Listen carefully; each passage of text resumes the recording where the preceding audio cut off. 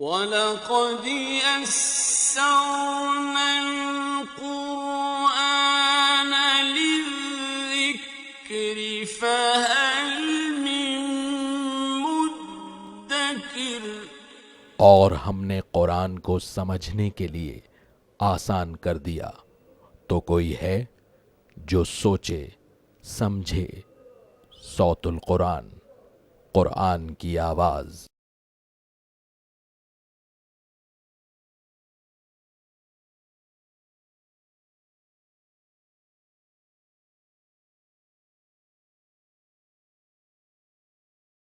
نحمده ونصلي على رسوله الكريم اما بعد فاعوذ بالله من الشيطان الرجيم بسم الله الرحمن الرحيم قل انما انا منذر وما من اله الا الله الواحد القهار صدق اللہ العظیم۔ سورہ صاد آیت نمبر 65 سے ہم اپنا مطالعہ شروع کر رہے ہیں۔ اب یہ سورہ مبارکہ کا آخری رکوع ہے۔ اس میں آدم علیہ السلام کے واقعے کو بیان کیا گیا ہے اور نافرمانوں کو عذاب کی وعید اور ڈراوا سنایا گیا ہے۔ قل انما انا منذر، اے نبی صلی اللہ علیہ وسلم فرما دیجئے بے شک میں ایک خبردار کرنے والا ہوں۔ وما من الہ الا اللہ الواحد القہار، اور اللہ کے سوا کوئی معبود نہیں، وہ اللہ واحد ہے، زبردست ہے۔ رب السماوات والارض، رب ہے آسمانوں اور زمین کا، وما بینہما، اور جو کچھ ان دونوں کے درمیان ہے، العزیز الغفار، غالب ہے، بہت بخشنے والا ہے۔ قل هو نبأ عظیم، اے نبی صلی اللہ علیہ وسلم فرما دیجئے کہ وہ ایک بڑی خبر ہے، مراد ہے قیامت۔ انتم عنہ معرضون، تم اس سے اعراض کرتے ہو۔ ما کان لی من علم بالملأ الاعلی اذ یختصمون، مجھے کچھ خبر نہیں ہے عالم بالا کی کہ جب وہ آپس میں بحث کر رہے ہوتے ہیں۔ مراد ہے کہ فرشتے کہ جن کے آپس میں بھی کبھی کچھ مباحثے ہو جایا کرتے ہیں، تو اللہ کے رسول صلی اللہ علیہ وسلم فرما رہے ہیں کہ مجھے اس کا علم نہیں ہے۔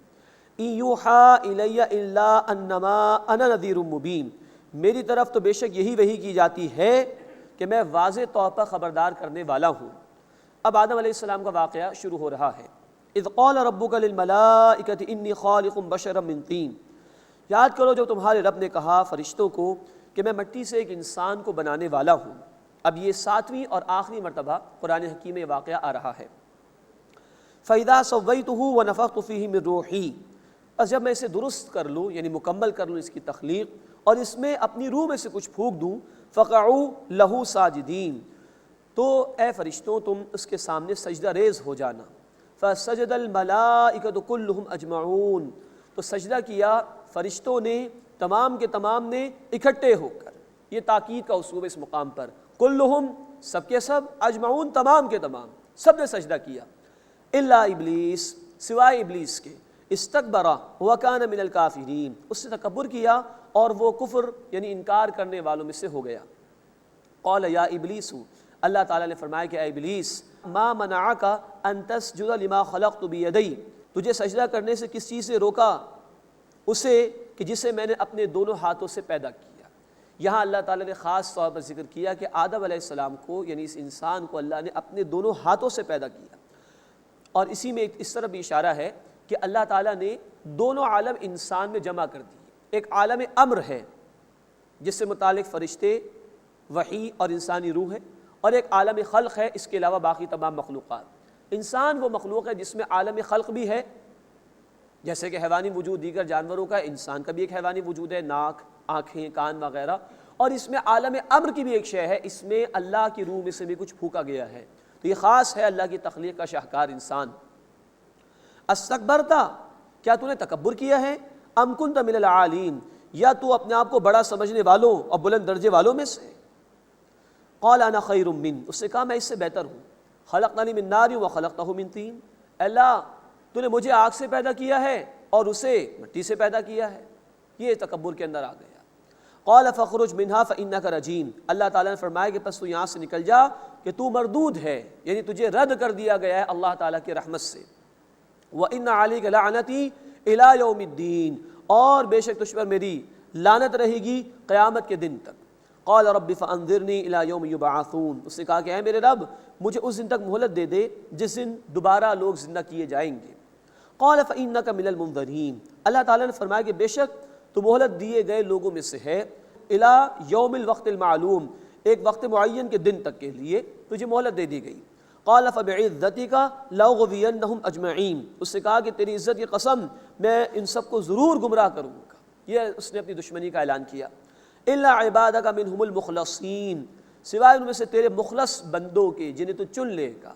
قال فالحق والحق اقول، اللہ تعالیٰ نے فرمایا یہ حق ہے اور میں حق ہی کہتا ہوں۔ لأملأن جہنم منک وممن تبعک منہم اجمعین، میں ضرور جہنم بھر دوں گا تجھ سے اور ان سے جو تیری پیروی کریں گے۔ قل ما اسألکم علیہ من اجر، اے نبی صلی اللہ علیہ وسلم فرما دیجئے میں تم سے اس پر یعنی اس قرآن کی تبلیغ پر، اس دعوت دین پر کوئی اجر نہیں مانگتا۔ وما انا من المتکلفین، اور میں تکلف کرنے والوں میں سے نہیں ہوں۔ اللہ کے رسول صلی اللہ علیہ وسلم کی زندگی بڑی سادہ تھی، کوئی بناوٹ کا عنصر اس میں شامل نہیں تھا، کوئی تکلف اس میں نہیں تھا۔ ان هو الا ذکر للعالمین، یہ قرآن تو تمام جہان والوں کے لیے نصیحت ہے۔ وَلَتَعْلَمُنَّ نَبَعُهُ بَعْدَ حِینٍ، اور اس کا حال ایک وقت کے بعد ضرور تم جان لو گے۔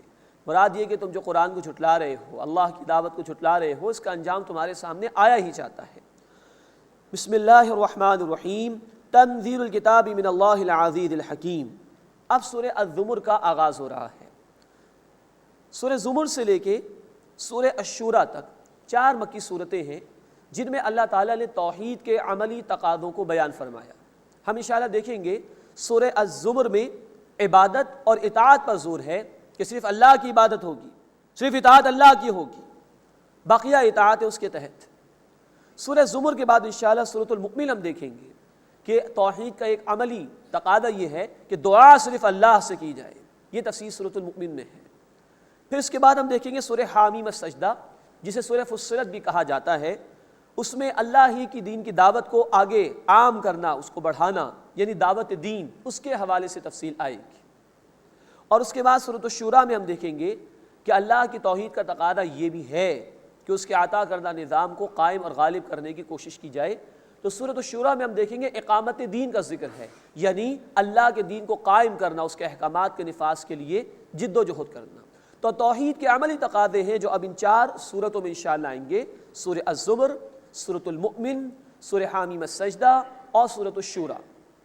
توحید محض ایک عقیدے کا نام نہیں ہے، بلکہ توحید کی بنیاد پر ایک بندے کی ذاتی زندگی میں بھی تبدیلی آتی ہے، اور اسی توحید کی بنیاد پر ایک پورا اجتماعی نظام بھی قائم ہوتا ہے۔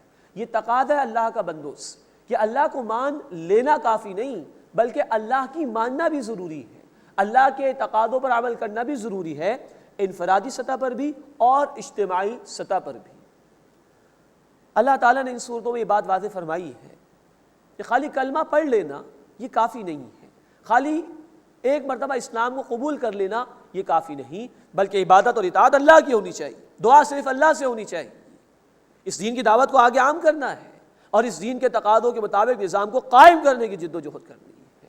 یہ ہے اللہ کے تقاضے جو عملی اعتبار سے ہیں کہ اللہ کو بھی مانو اور اللہ کی بھی مانو، زندگی کے تمام امور میں اس کے تقاضوں پر عمل کرنے کی کوشش کرو۔ سورہ زمر میں اللہ کی اطاعت، اللہ کی عبادت پر بار بار زور دیا گیا ہے۔ پہلے رکوع میں انشاءاللہ ہم دیکھیں گے عبادت کا ذکر ہے، اللہ کی قدرتوں کا بیان ہے اور ناشکرے لوگوں کا بھی ذکر کیا گیا ہے۔ تنزیل الکتاب من اللہ العزیز الحکیم، اس کتاب یعنی قرآن کا نازل کیا جانا ہے اللہ کی طرف سے جو غالب ہے، حکمت والا ہے۔ انا انزلنا الیک الکتاب بالحق، بے شک اے نبی صلی اللہ علیہ وسلم ہم نے آپ کی طرف یہ کتاب حق کے ساتھ نازل کی ہے۔ فاعبد اللہ، بس اللہ کی عبادت کیجئے، مخلصا لہ الدین، اپنی بندگی کو اسی کے لیے خالص کرتے ہوئے۔ اب یہ ہے مطالبہ جو اس مقام پر آ رہا ہے، عبادت صرف اللہ کی اور اپنی بندگی کو اللہ کے لیے مخصوص کرتے ہوئے۔ دین کے لغوی معنی بدلے کے ہیں۔ سورۃ الفاتحہ آیت نمبر 3، مالک یوم الدین، اللہ بدلے کے دن کا مالک ہے۔ دین کے معنی قانون کے بھی ہیں۔ مثال کے طور پر سورہ یوسف آیت نمبر 76 میں اس کا ذکر آیا ہے، ما کان لیأخذ اخاہ فی دین الملک، یوسف علیہ السلام کے لیے روا نہیں تھا کہ بادشاہ کے قانون کے تحت اپنے بھائی کو روکتے، یعنی بنیامین کو۔ دین کے ایک اور معنی ہے اور وہ ہے نظام کی۔ سورہ انفال آیت نمبر 39 اور سورۃ البقرہ آیت نمبر 193 میں کہا گیا کہ قتال کرو تاکہ کوئی فتنہ باقی نہ رہے، وَيَكُونَ الدِّينُ كُلُّهُ لِلَّهِ، اور دین، نظام زندگی صرف اللہ کے لیے ہو جائے۔ اور دین کے چوتھے معنی ہیں اطاعت کے، اس مقام پر یہاں پر آیا فَاعْبُدِ اللَّهَ، عبادت کرو اپنے رب کی، مخلصا لہ الدین، اپنی بندگی کو، اپنی اطاعت کو اسی کے لیے خالص کرتے ہوئے۔ تو دین کے معنی بدلے کے، بدلہ، ریوارڈ اینڈ پنشمنٹ کسی قانون کے تحت ہوتا ہے، تو دین کے معنی قانون کے بھی ہیں۔ قانون کو امپلیمنٹ کرنے کے لیے، انفورس کرنے کے لیے، لاگو کرنے کے لیے نظام کے سسٹم کی ضرورت ہے، تو دین نظام کے معنی میں بھی استعمال ہوتا ہے۔ اور نظام وہی نظام کہلانے کا مستحق ہے جس کی کہ اطاعت اور پیروی کی جا رہی ہو، تو لفظ دین اطاعت کے معنی میں بھی استعمال ہوتا ہے۔ یہاں کہا جا رہا ہے فَاعْبُدِ اللَّهَ، اللہ کی عبادت کرو، مخلصا لہ الدین، اپنی بندگی، اپنی اطاعت کو اسی اللہ کے لیے مخصوص کرتے ہوئے۔ یہ ہے توحید کا عملی تقاضا۔ 24 گھنٹے کی زندگی میں اللہ کی بات مانو، انفرادی سطح پر بھی، اجتماعی سطح پر بھی۔ یہ ہیں جو ہمارے دین کے انقلابی تقاضے ہیں۔ بدقسمتی مسلمانوں کی عظیم اکثریت کی یہ ہے کہ ہم یہ سمجھ بیٹھے کہ ہم نے کلمہ پڑھ لیا ہماری بخشش ہو گئی، معاذ اللہ ثم معاذ اللہ۔ صحابہ کی زندگیاں دیکھیے رضی اللہ تعالی عنہم اجمعین، دن رات محنت ہو رہی ہے اللہ کے دین کی خاطر۔ کیا انہیں یہ بات معلوم نہیں تھی؟ نہیں، انہیں حق معلوم تھا کہ محنت کرنے کے بعد جنت کی امید رکھو اللہ سے۔ ہمیں غلط فہمی ہے کہ ہم نے کلمہ پڑھنے کے بعد سمجھ لے کہ ہماری بخشش ہو جائے گی۔ بہت بڑی غلط فہمی ہماری، بہت بڑی غلط فہمی ہماری۔ پوری زندگی میں اطاعت مطلوب ہے۔ قرآن کہتا ہے سورۃ البقرہ آیت نمبر 208 ادخلوا فی السلم کافۃ، اسلام میں پورے کے پورے داخل ہو، it's a whole package, complete package, پورا پورا اسلام لے کر آؤ۔ اور سورۃ البقرہ آیت 85 میں کہا گیا کچھ باتوں کو مانو گے، کچھ کو نہیں مانو گے تو یہ قابل قبول نہیں، اس پر دنیا میں ذلت اور رسوائی اور آخرت میں شدید عذاب اللہ کی طرف سے۔ یہ ہے توحید کا عملی تقاضا۔ لوگ آسان سمجھتے ہیں مسلمان ہونا کہ کلمہ پڑھ لے تو ہماری بخشش ہو گئی، بھائی نہیں، محنت کرنی ہے، انفرادی سطح پر بھی اللہ کی اطاعت اور اجتماعی نظام میں بھی اللہ کی اطاعت، جس کے لیے تقاضا آئے گا انشاءاللہ سورۃ الشورى آیت نمبر 13 میں اقیم الدین، دین کو قائم کرو، ولا تتفرقوا فیہ، اور اس کے بارے میں کسی شک اور شبہے میں مبتلا نہ ہو جائے۔ اللہ ہمیں پوری زندگی میں اپنی اطاعت کی توفیق عطا فرمائے اور اسی کے ہو رہنے کی توفیق عطا فرمائے۔ ذاتی حیثیت میں فوراً ہمیں عبادت کرنی چاہیے اللہ کی۔ جہاں قرآن نے کہا نماز ادا کرو ہم کر سکتے ہیں، کوئی منع تو نہیں، کسی نے روکا تو نہیں۔ زکوٰۃ ادا کرو، حج ادا کرو، روزہ رکھو، ماں باپ کی خدمت کرو، جھوٹ نہ بولو، سچ بولو، شراب کو ہاتھ نہ لگاؤ، ان احکامات پر تو فوراً عمل ہو سکتا ہے۔ ہاں کچھ تقاضے اجتماعی سطح پر، سود کا نظام ختم کرو ورنہ اللہ اور رسول کے خلاف اعلان جنگ ہے تمہاری طرف سے گویا، سود کا نظام ختم کرو ورنہ تیار ہو جاؤ اللہ اور اس کے رسول سے جنگ کے لیے۔ سورہ البقرہ آیت 279 میں الفاظ آئے۔ تو اجتماعی نظام میں ہمیں ایک جد و جہد کرنی ہوگی تاکہ نظام اللہ کے احکامات کے مطابق قائم ہو، تبھی ہماری اطاعت خالص اللہ کے لیے ہو سکے گی۔ اللہ ہمیں اس کی توفیق عطا فرمائے۔ الا للہ الدین الخالص، آگاہ ہو جاؤ، اطاعت خالص اللہ کے لیے ہے، باقی اطاعت اس کے تحت۔ ابو داؤد شریف کی روایت، لا طاعت لمخلوق فی معصیۃ الخالق، مخلوق کی کوئی ایسی اطاعت جائز نہیں جس میں خالق کی نافرمانی ہوتی ہو۔ بندوں کے حقوق ہیں لیکن سب سے بڑا حق اللہ کا ہے، اللہ کے دین کا ہے۔ الا للہ الدین الخالص، آگاہ ہو جاؤ، اطاعت خالصتاً اللہ کے لیے ہے۔ والذین اتخذوا من دونہ اولیاء، اور جو لوگ اس اللہ کے سوا دوست بناتے ہیں، ما نعبدهم الا لیقربونا الی اللہ زلفیٰ، وہ کہتے ہیں ہم صرف اس لیے ان کی عبادت کرتے ہیں کہ وہ قربت کے درجے میں اللہ کا مقرب بنا دیں گے، ہمیں یہ میں اللہ کے قریب کر دیں گے، اس لیے ان کو پکارتے ہیں۔ بتوں کی پوجا پاٹ ہوا کرتی تھی کہ یہ بت اللہ کے ہماری سفارشی ہو جائیں گے، یہ ہمیں اللہ کے قریب کر دیں گے۔ اللہ نفی فرما رہا ہے اس کی، فرمایا ان اللہ یحکم بینہم فیما ھم فیہ یختلفون، بے شک اللہ ان کے درمیان فیصلہ فرما دے گا جس بارے میں وہ اختلاف کرتے تھے۔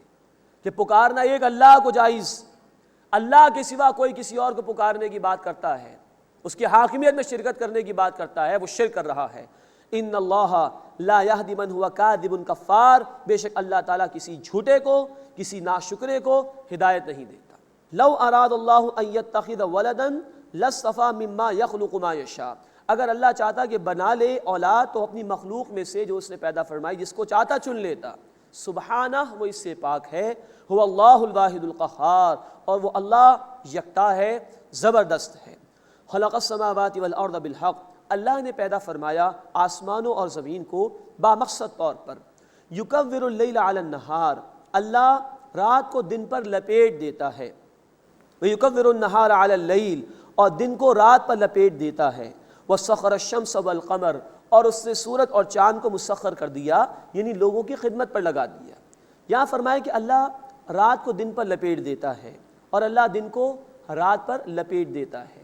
لپیٹنے میں کچھ وقت لگتا ہے، کسی بھی شے کو بدلنا فوراً ہو جاتا ہے، ایک دم سے کوئی معاملہ ہو جائے، یعنی یہ اس بات کی طرف اشارہ ہے کہ اللہ نے نظام رات دن کا ایسا رکھا کہ تبدیلی فوراً نہیں آتی، ورنہ زندگی برقرار نہیں رہ سکتی تھی۔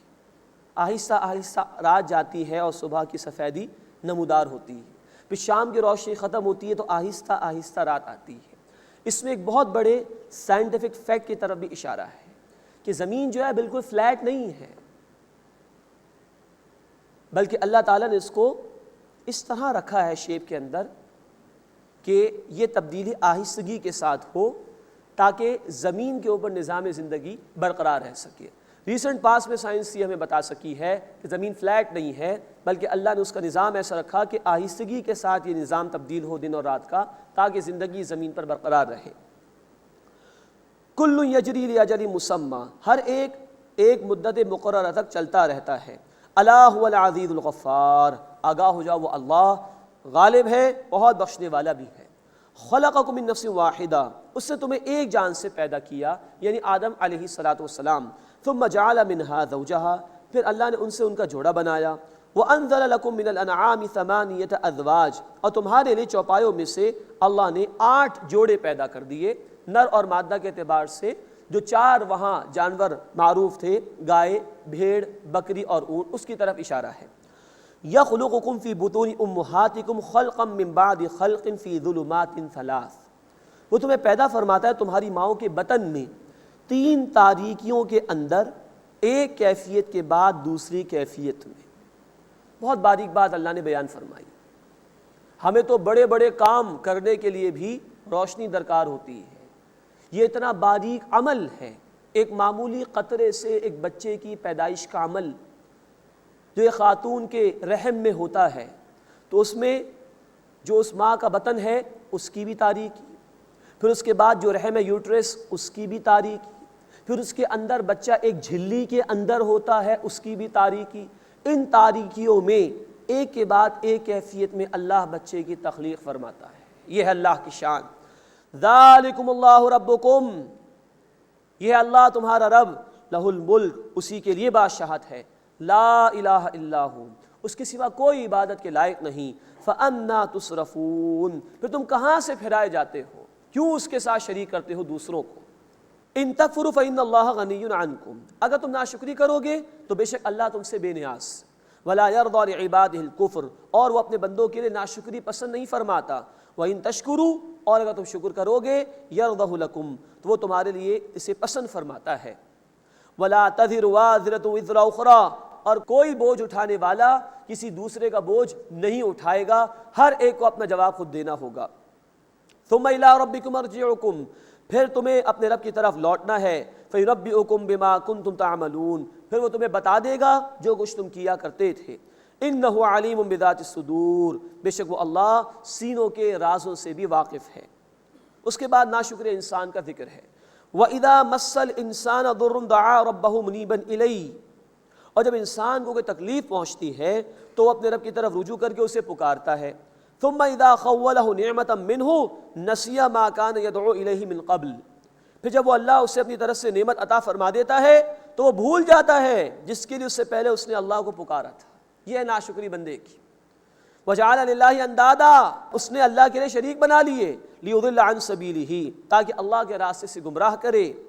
اب یہ ہے ناشکر انسان کا ذکر، ذرا مشکل آ گئی اللہ کو پکارنا شروع کر دیا، اور ذرا اللہ نے نعمت عطا فرمائی تو ناشکری، اللہ کو بھلا دیا، اور لوگوں سے بھی کہا جی فلاں نے میری مدد کر دی، فلاں نے میری مدد کر دی، اللہ کو بھول گیا وہ، یوں وہ دوسروں کو بھی اللہ کے راستے سے روکنے کا باعث اور ذریعہ بن جاتا ہے۔ قل تمتع بکفرک قلیلا، اے نبی صلی اللہ علیہ وسلم فرما دیجئے فائدہ اٹھا لے اپنے کفر سے تھوڑا سا، انک من اصحاب النار، بے شک تو آگ والوں میں سے ہے۔ اب اللہ تعالیٰ ایک موازنہ بیان کر رہے ہیں شکر گزار آدمی کا اور ناشکر انسان کا۔ امن ہوا قانت آناء اللیل ساجدا وقائما، کیا وہ جو رات کی گھڑیوں میں عبادت کرنے والا ہے سجدہ ریز ہو کر اور کھڑے ہو کر، یحذر الآخرہ، وہ آخرت سے ڈرتا ہے، ویرجو رحمت ربی، اور اپنے رب کی رحمت سے امید رکھتا ہے، کیا یہ اس ناشکرے کے برابر ہو سکتا ہے جس کا ذکر پہلے آیا؟ قل هل يستوي الذين يعلمون والذين لا يعلمون، اے نبی صلی اللہ علیہ وسلم فرما دیجئے کیا برابر ہیں وہ جو علم رکھتے ہیں اور وہ جو علم نہیں رکھتے؟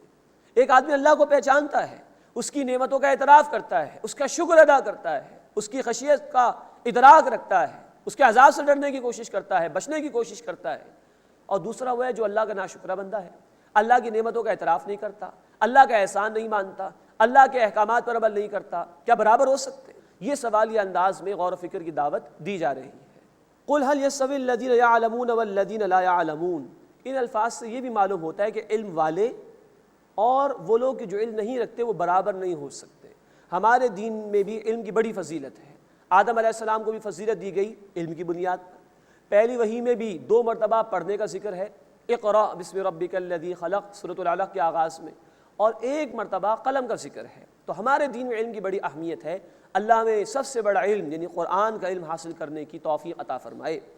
انما یتذکر اولو الالباب، بے شک نصیحت تو وہی لوگ قبول کرتے ہیں جو عقل والے ہیں۔ اس کے بعد اس سورہ مبارکہ کا دوسرا رکوع شروع ہو رہا ہے، اس میں نیک اور برے لوگوں کا ذکر ہے اور بشارات بھی دی گئی ہیں اہل ایمان کے لیے، اور برے لوگوں کا انجام بھی بیان کیا گیا ہے۔ قل یا عباد الذین آمنوا اتقوا ربکم، اے میرے نبی صلی اللہ علیہ وسلم میرے ان بندوں سے فرما دیجیے جو ایمان لائے، اتقوا ربکم، اپنے رب کا تقوی اختیار کرو۔ دیکھیے مکی صورتوں میں خطاب کا انداز یہ ہوتا ہے قل یا عبادی الذین آمنوا، اے نبی صلی اللہ علیہ وسلم میرے ان بندوں سے فرما دیجیے جو ایمان لائے، جبکہ مدنی صورتوں میں جب ایک امت بن چکی تھی مدینے میں جا کر خطاب ہوتا ہے یا ایھا الذین آمنوا کے الفاظ میں۔ قل یا عباد الذین آمنوا اتقوا ربکم، اے نبی صلی اللہ علیہ وسلم میرے ان بندوں سے فرما دیجئے جو ایمان لائے اپنے رب کا تقوی اختیار کرو، اس کی نافرمانی سے بچو۔ للذین احسنوا فی ہذہ الدنیا حسنہ، جن لوگوں نے اس دنیا میں عمدہ اعمال کیے ان کے لیے بھلائی ہے۔ وارض اللہ واسعہ، اور اللہ کی زمین وسیع ہے۔ یہ ہجرت کی طرف بھی اشارہ ہے، ہجرت کرنے والوں کو بھی اللہ اجر عطا فرمائے گا۔ انما یوفی الصابرون اجرهم بغیر حساب، بے شک اللہ تعالیٰ صبر کرنے والوں کو ان کا اجر بغیر حساب کے عطا فرمائے گا، پورا پورا عطا فرمائے گا۔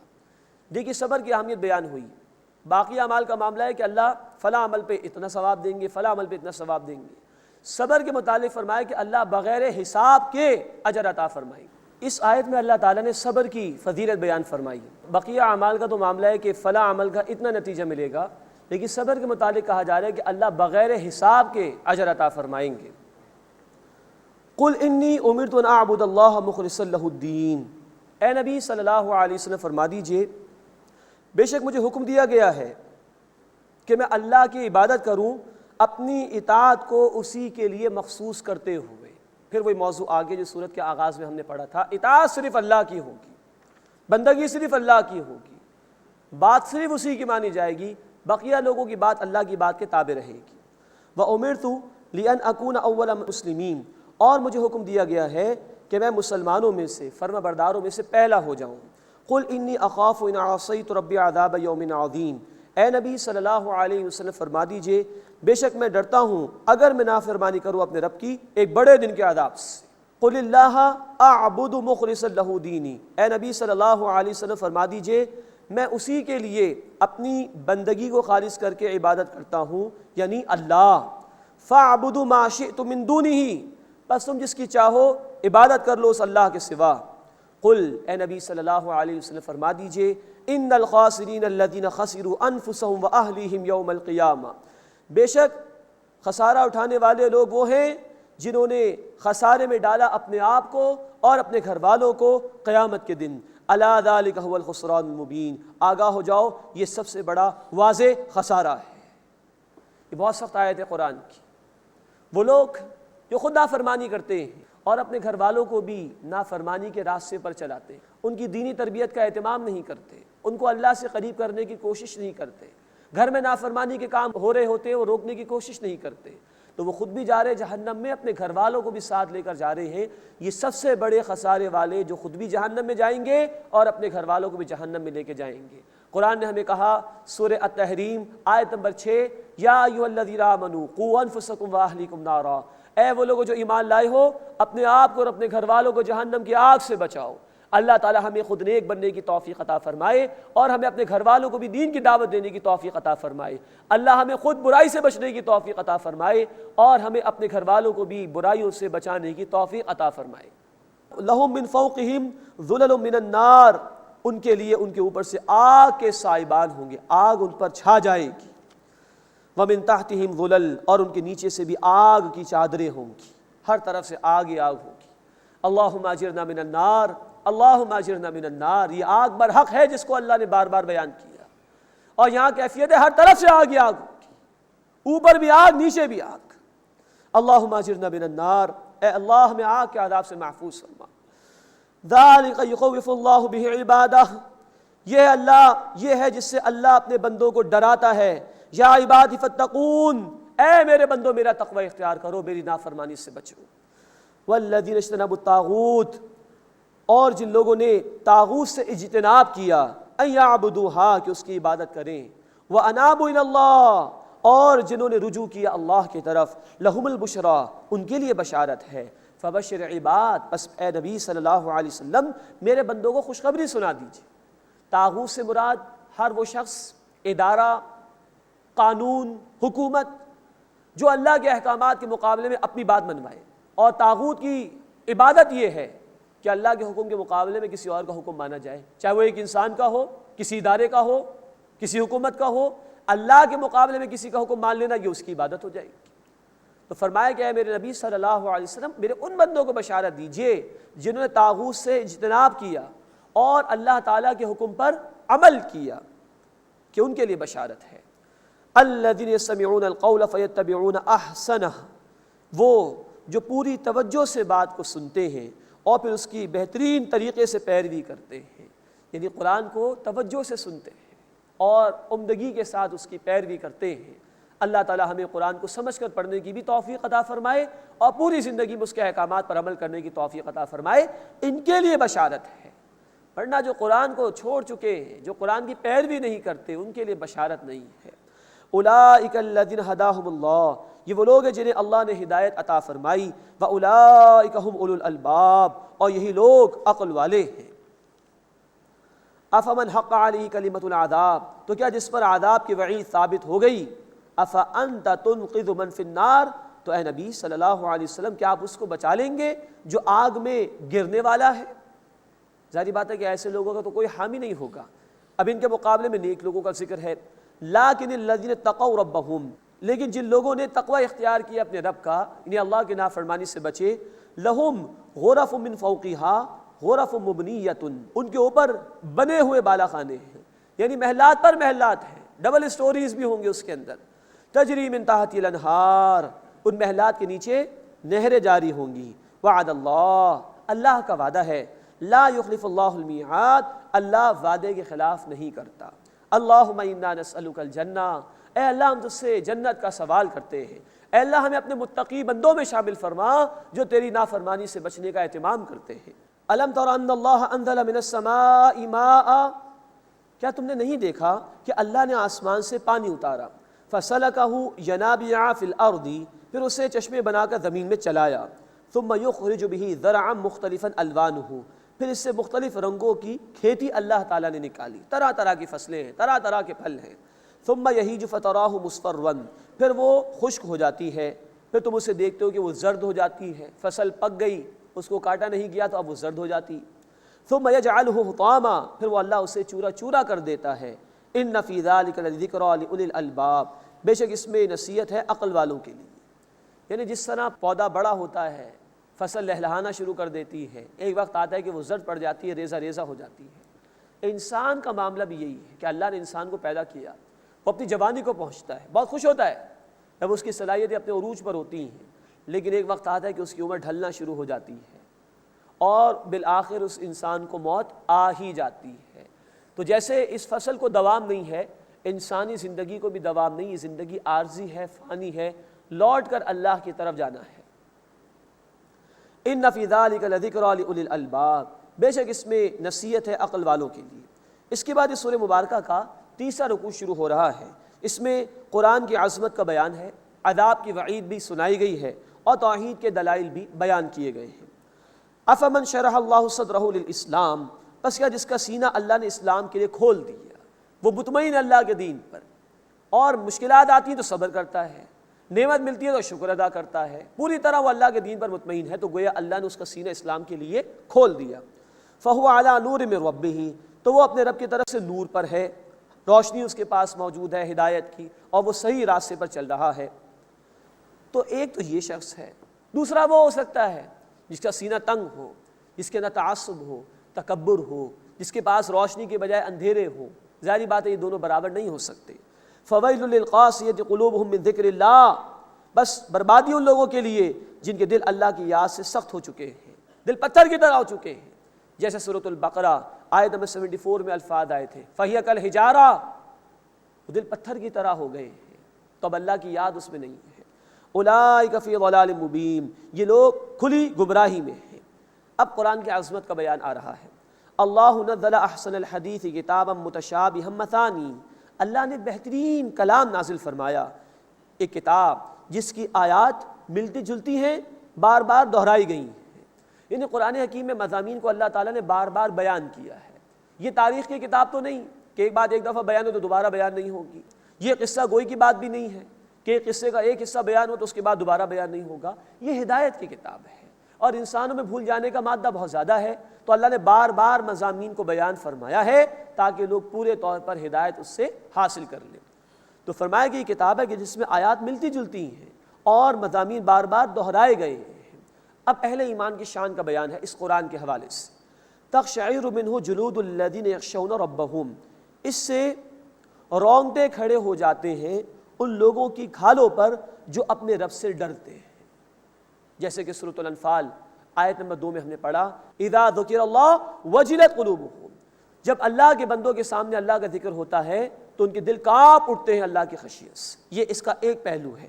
پھر فرمایا ثم تلین جلودہم وقلوبہم الی ذکر اللہ، پھر ان کی کھالیں اور ان کے دل نرم ہو جاتے ہیں اللہ کے ذکر کے لیے۔ پہلی کیفیت ہے رونگٹے کھڑے ہو جاتے ہیں، خشیت پیدا ہو جاتی، اور پھر ان کے دلوں اور کھالوں کو اطمینان مل جاتا ہے۔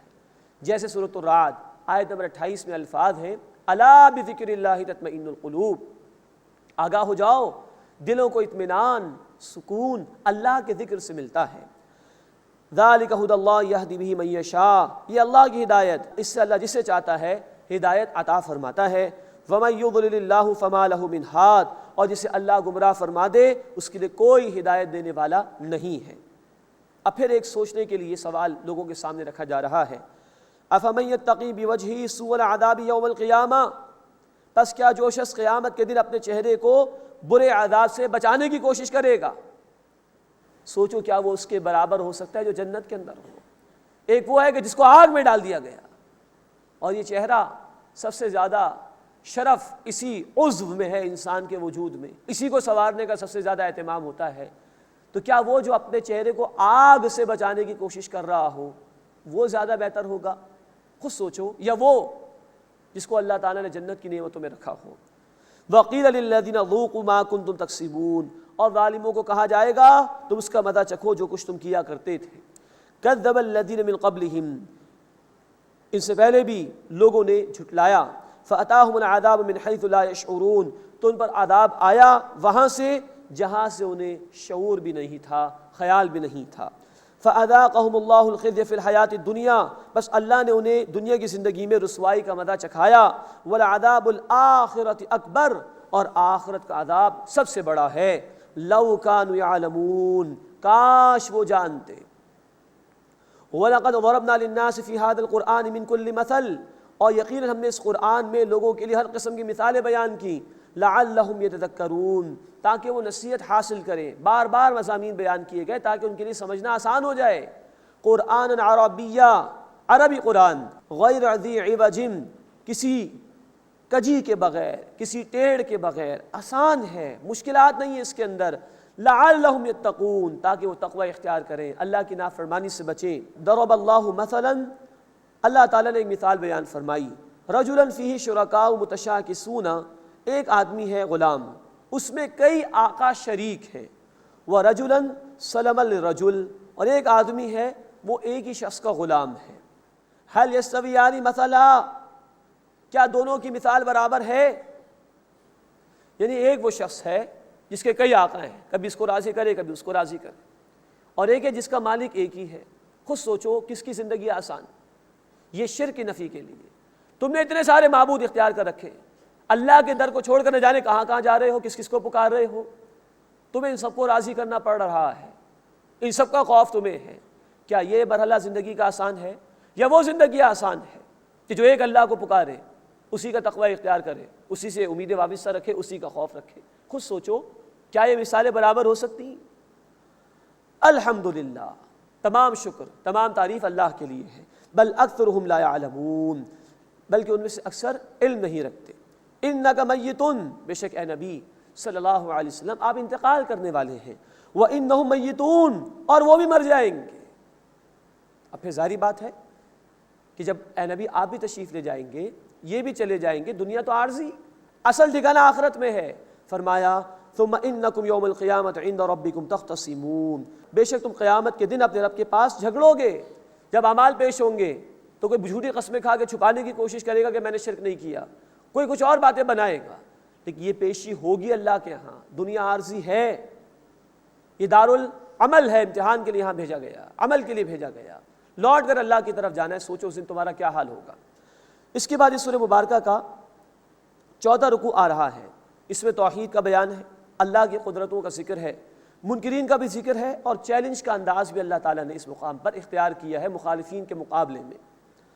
فمن اظلم ممن کذب علی اللہ، بس اس سے بڑا ظالم کون ہوگا جس سے اللہ پر جھوٹ باندھا، وکذب بالصدق اذ جاء، اور سچائی کو جھٹلایا جب کہ اس کے پاس آ گئی۔ یہ اللہ کے انکار کرنے والوں کا ذکر ہے۔ الیس فی جہنم مثوی للکافرین، کیا کافروں کے لیے جہنم میں ٹھکانہ نہیں ہے؟ والذی جاء بالصدق وصدق به اولئک هم المتقون، اور جو سچائی کے ساتھ آیا اور جس نے اس کو سچ مانا، اس کی تصدیق کی، یہی لوگ متقی ہیں۔ لہم ما یشاءون عند ربہم، ان کے لیے ان کے رب کے ہاں وہ ہوگا جو وہ چاہیں گے۔ ذالک جزاء المحسنین، یہ بدلہ ہے عمدگی کے ساتھ عمل کرنے والوں کا۔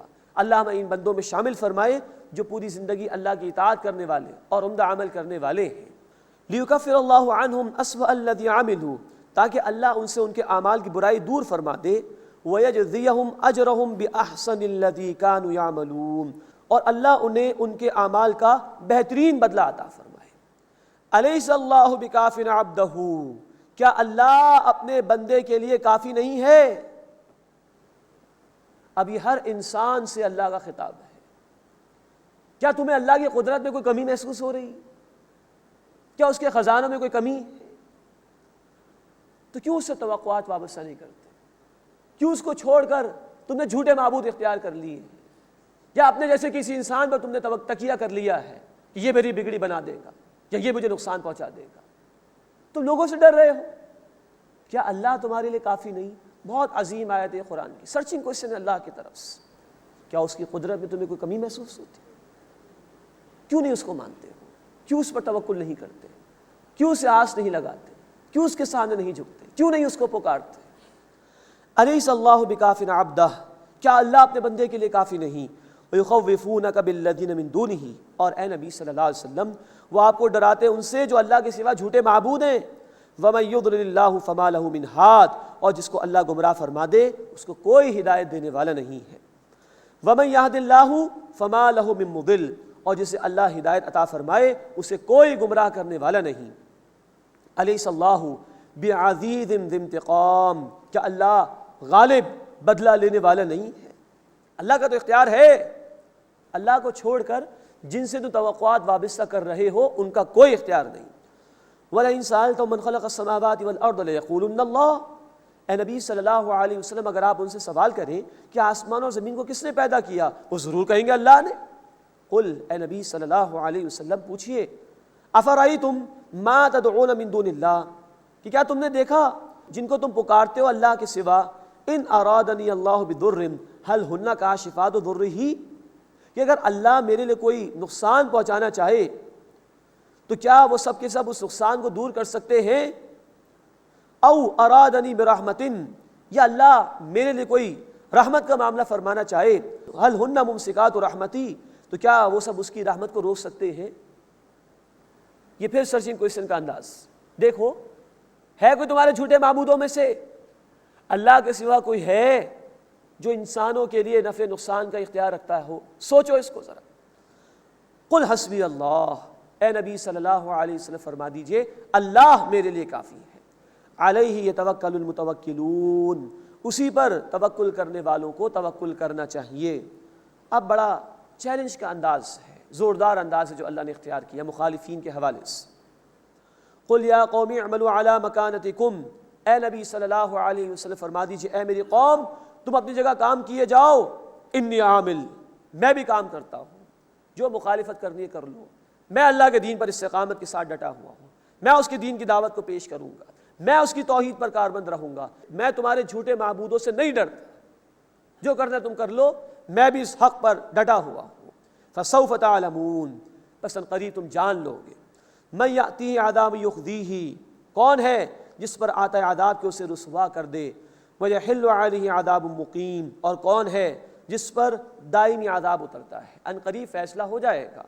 اِنَّا أَنزَلْنَا عَلَيْكَ الْكِتَابَ لِلنَّاسِ بِالْحَقِّ، بے شک اے نبی صلی اللہ علیہ وسلم ہم نے آپ پر کتاب نازل کی لوگوں کے لیے حق کے ساتھ۔ فَمَنِ اهْتَدَىٰ فَلِنَفْسِهِ، پس جس سے ہدایت پائی تو اپنی ذات کے لیے، وَمَنْ ضَلَّ، اور جو گمراہ ہوا، فَإِنَّمَا يَضِلُّ عَلَيْهَا، تو وہ گمراہ ہوا اپنے ہی لیے، اس کا وبال اسی پر ہوگا۔ وَمَا أَنْتَ عَلَيْهِمْ بِوَكِيلٍ، اور آپ صلی اللہ علیہ وسلم اس پر وکیل نگہبان نہیں ہے۔ یعنی ہدایت واضح ہے، جو قبول کرے گا اپنے بھلے کے لیے قبول کرے گا، اسی کو اس کا فائدہ پہنچے گا، اور جو انکار کرے گا، جو گمراہی کا خود فیصلہ کرے گا، اس کا وبال بھی اسی پر جائے گا۔ اور اے نبی صلی اللہ علیہ وسلم آپ کا کام حق کو پہنچا دینا ہے، کوئی قبول کرے نہ کرے وہ اس کی ذمہ داری ہے، ان کی گمراہی کے حوالے سے آپ سے کوئی سوال نہیں ہوگا۔ وما انت علیہم بوکیل، آپ صلی اللہ علیہ وسلم ان پر وکیل یا نگہبان نہیں ہیں۔ اللہ تعالی ہمیں ہدایت اختیار کرنے کی توفیق عطا فرمائے اور ہر قسم کی گمراہی سے بچنے کی توفیق عطا فرمائے۔ وآخر دعوانا ان الحمد للہ رب العالمین۔